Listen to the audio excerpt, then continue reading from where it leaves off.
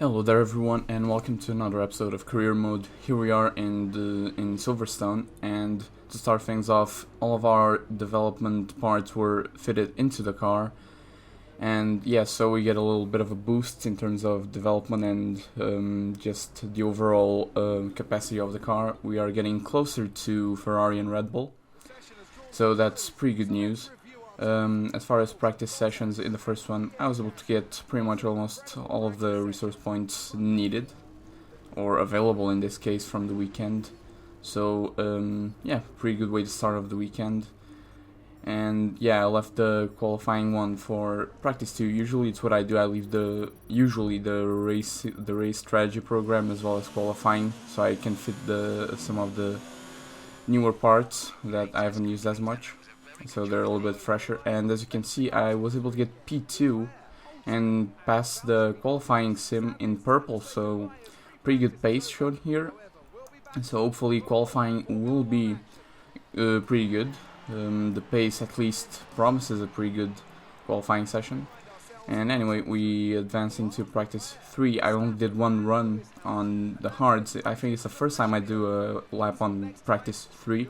And yeah, I got 8th place ahead of Kimi, who was on mediums, so I was really feeling confident. Usually I don't feel this confident in Silverstone, but this time I did. So that was pretty good overall. Yeah, as well as qualifying and the race will be in dry conditions, so let's get on to qualifying. Here we go. It's time once again then for qualifying here at Silverstone, on what we're hoping will be a tight contest for pole position. Like I said before, going into qualifying, I was feeling pretty confident after getting the purple score in the qualifying sim. And yeah, I decided to go on the mediums. I felt like maybe I could get away with passing Q1 with the mediums. Maybe do 2 laps even. I think I will do 2 laps, yeah. This is the sort of the warm-up lap after the first one, and here we are at the end of lap 3, or in this case lap 2 in terms of actual lap time towards qualifying, and we once again jump a few positions and end up in P9. And after this I thought, well, maybe I could have got into Q3 with the mediums and not just discard them in Q1, but well, we have to keep moving forward, and maybe with the softer compounds I will be able to actually try and fight for maybe the front 2 rows, maybe start from P4, something like that. In an ideal world, if I was that fast, maybe, but in here it'll be quite difficult. But since we only have the 4th best car, and all the other teams will probably be there, the top 3 teams will be locking up the 3 front rows of the grid. So I think me and Kimi will probably be in the 4th row. But anyway, in Q2, I actually went fastest in my first lap, but obviously not everybody had set a lap, but pretty good. I only did 1 lap, and that put me in P7, so once again, the pace was really showing here, and I had to qualifying 3 with 3 set of soft tires. Sorry about that. Yeah, 3 fresh sets that I haven't used yet, and unfortunately we're only going to be able to use 2 of them because there's just not enough time to do 3 runs in qualifying 3. There's just not, so I went out the first time. I decided to let Kimi go through, maybe catch a little bit of slipstream, but I don't think I was really gaining any time by going behind him. As you saw there, I touched a little bit of grass there. You do not want to do that. Sometimes you might just lose the car, but going into these last few corners, not too bad. And as we go and cross the line, we are in P3. I'm actually ahead of a Mercedes after our first run, so a pretty good job there. I think Kimi was a little bit further behind. Yeah, in P6. And we are now going out into our second and final run on qualifying of the qualifying 3. Here we go. Starting out with just about over 10 seconds left in the session, and we're still in P4, but as we'll see in just a moment, a lot of people will obviously improve, so we are going to have to put a very fast lap here. I kind of missed the curve a little bit, I missed the corner a little bit. Here, once again, I missed it just enough, and after the first sector I was already feeling like this lap isn't going to be good enough, and I was only able to get 6 thousandths of a second in the first sector, so not really the best thing. And there as well I touched a little bit of the curve there, which I really don't like to do because I feel like I'm going to lose the car when I do that, especially in low speeds when I'm starting to accelerate. Anyway, through second sector, once again not too bright, losing 300ths of a second, so once again not the best time. But going to this final sector, I'm going with everything I have, going into the line, and we're able to jump into P6, getting ahead of Pierre Gasly, one of our championship rivals. We're pretty much trying to claw away some points from him, and here we're actually able to qualify ahead of him, so pretty good result in the end. And while that happens, Max Verstappen is actually able to qualify ahead of the Ferraris, so pretty interesting. The pace between Verstappen and Gasly here is pretty different, which is funny because in real life it was actually the opposite. I think Gasly actually qualified ahead of Verstappen here, or they were like really close in qualifying, and in the race Gasly actually beat him. So just an interesting thing, you know, because during this championship usually Gasly has been sort of thereabout in terms of speed with Verstappen, but now he's actually starting to fall back a bit, and we're actually starting to gain a lot of points on him. So hopefully we might be able to fight for P6 in the championship. The pain of parting is nothing to the joy of meeting again. And how joyous indeed it is to be back at Silverstone once more for the British Grand Prix. The queues to get in this morning extended miles back down the A43, such as the enthusiasm for Formula One in this country. With good opportunities to overtake at the end of the Wellington and Hangar Straights, there's a lot of potential for close action around the 3.6 miles of the Silverstone circuit. With 18 corners and average lap speeds of around 145 miles per hour, it's also one of the longest and quickest circuits on the calendar. This is a really good starting position for us. Let's try not to lose it. Here we go to the British Grand Prix. We're starting in P6, one of our best qualifying efforts of the season. Yeah, strategy will be from softs to hards, I believe. Here we go, 5 red lights, and away we go. Start off this Grand Prix, not a bright start. Gasly's able to put alongside, and we almost touched there. Hopefully he backs off, and we're able to keep P6 and follow the Ferraris into this first sector. So far there hasn't really been many changes besides Verstappen overtaking Bottas in the first few corners, and behind us I believe there hasn't been any changes as well. And here, there they go, 3 wide, Verstappen, Leclerc and Vettel. Verstappen was overtaken by Bottas in the straight, and now Gasly actually went on the inside. I wasn't expecting him there. But yeah, he was able to put himself alongside, and now this is a bit of an awkward corner to go side by side. I actually missed there because I thought he was on the inside. Still, I didn't check the arrow there, and I could have actually done the corner properly, but I didn't. But yeah, anyway, we keep P6, we're going towards the end of Sector 2, and yeah, this is, I believe, yeah, it's still in the first lap, 3 wide once again. You're going to see this a lot throughout the race. Verstappen is able to get the position, and then I think Vettel as well. And this is just me, no, this is actually Raikkonen following Gasly, and going to overtake him on first corner. That's always a complicated place. Now here comes Raikkonen trying to overtake me at the beginning of the second sector, but hopefully not. I was actually able to keep him behind, but now he's actually coming on the inside, and this time I really have to take a wider line here, and I'm able to keep the position. He backs off, and now Gasly is going to get the position back, so Raikkonen, I was really hoping that he wouldn't fight me because he only made me lose time to these guys, and I actually want to get some slipstream from them as they go 3 wide once again into this corner, which I never remember the names of the corners, so never expect me to know them. Not even on racetracks like Monaco or Spa, I'll never be able to know. I mean, I know the names, but I don't know which corners they are. I probably only know the known ones, but as I'm rambling a bit, Vettel was melding around with Leclerc and lose control of the car, and we're able to overtake him on lap 7. So really weird. Ferrari drivers just messing around with each other, and Vettel ends up losing the position to me.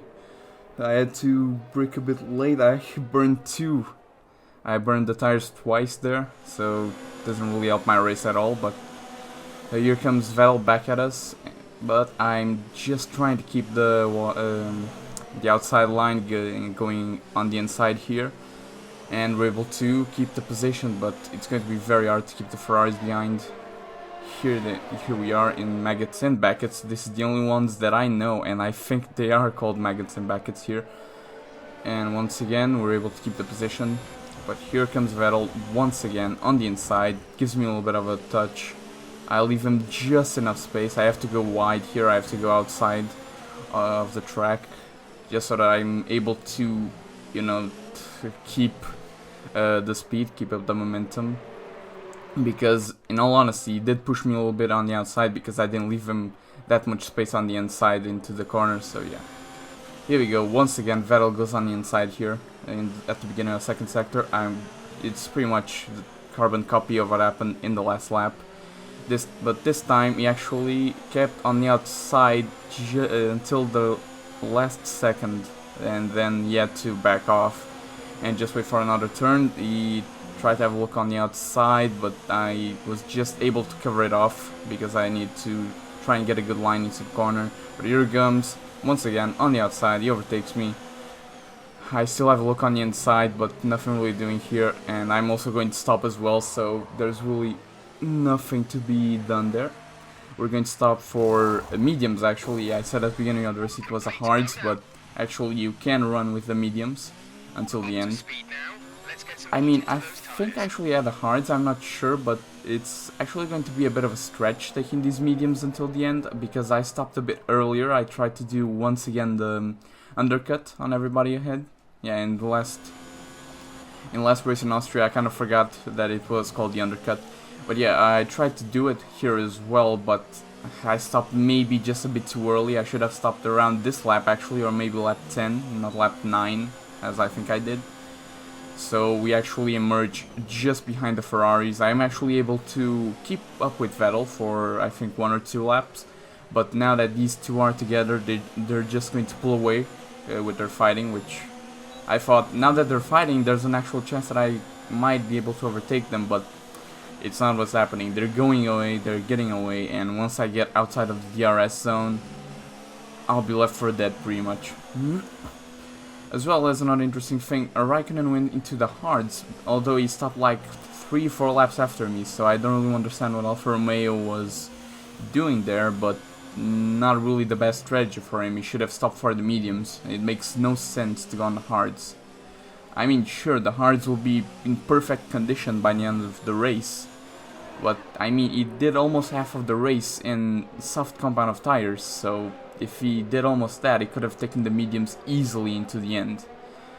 But not like me, I have to do like 4 or 5 more laps on the mediums, and they're going to die off pretty sooner compared to everyone else. Here they are, the Ferrari drivers. While I was talking about all the strategy, they just keep on fighting, going side by side. I'm still trying to keep up with them, but it's very, very tough. They're just pulling away, and at this point I think I'm outside of the DRS zone as Kimi Raikkonen is out of the race. This is the first DNF for one of us this season. Alfa Romeo having reliability issues for the first time this season. One of us doesn't finish. It ends up being Raikkonen. I don't even think it's an engine problem. I think it's probably just some sort of mechanical issue, but I don't think it has anything to do with the engine because there is no smoke.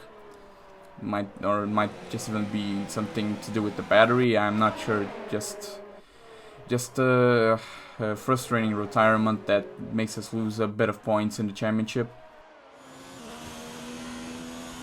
Okay, looks like you're running on some slightly worn rubber at this point. Should still have a fair amount of grip left, but be mindful, it's going to start falling away. So yeah, Jeff telling me that the tires are starting to fade away, which at this point I was actually starting to feel them going away. The mediums were already becoming very stressed. I mean, I don't think the temperature was that high. At this point I was still doing fastest laps, but around the 4 last laps of the race, they were just dying off completely. And as we see here, Lucas Weber overtaking one of the Toro Rossos. I'm not sure if it was Devon or not, but yeah, as you saw there, the front left tire was already on 60% by that lap, and now we're in the last lap, and I'm actually pushing, since Gasly was able to recover a lot since I was starting to lose a lot of pace. I was losing about 1 second without pushing like really hard. But anyway, Hamilton wins another race once again. This is probably like the 5th win this season. He's just dominating. But yeah, we're going to get away with a 6th place on a pretty average race from us, in all honesty, and with the tire almost bursting, but pretty good result. That's the end of the race. We'll see you in Parc Fermé. That's it for another Grand Prix and a fantastic win for Mercedes. Anthony Davidson, what helped them deliver this result, do you think? I really feel the track layout combined with the track temperatures we saw today suited their car. These cars come alive when the tyres are just at the right temperature, and the driver did a great job managing that as well. They just look so comfortable out there. It's like anything, it always looks so easy when it all just clicks. So after a magnificent race, we can now see the drivers making their way to the podium. Once again, it's the Silver Arrows who take top spot, a well-earned victory for Mercedes.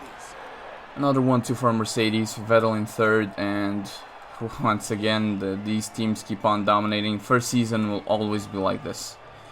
But anyway, as far as our race, I mean, first stint there was a lot of fighting with Gasly behind us.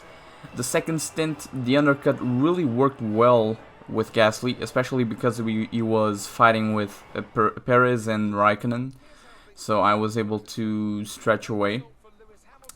But then towards the end, and especially the second stint, nothing happened. I was just watching the Ferraris fight, and fighting as well with Verstappen, so the second stint was a little bit boring, and overall it was a pretty solid weekend overall. The 6th place in both qualifying and in the race. Only 15 points behind Gasly and 21 behind Verstappen, so we're not that far away from Red Bull at this point. Obviously their pace is better, but we are not that far behind them, especially because our engine power is just that strong. I mean, we have the 2nd best engine on the grid. Great work out there today. Let's have your thoughts. Your team must be ecstatic with how you're performing.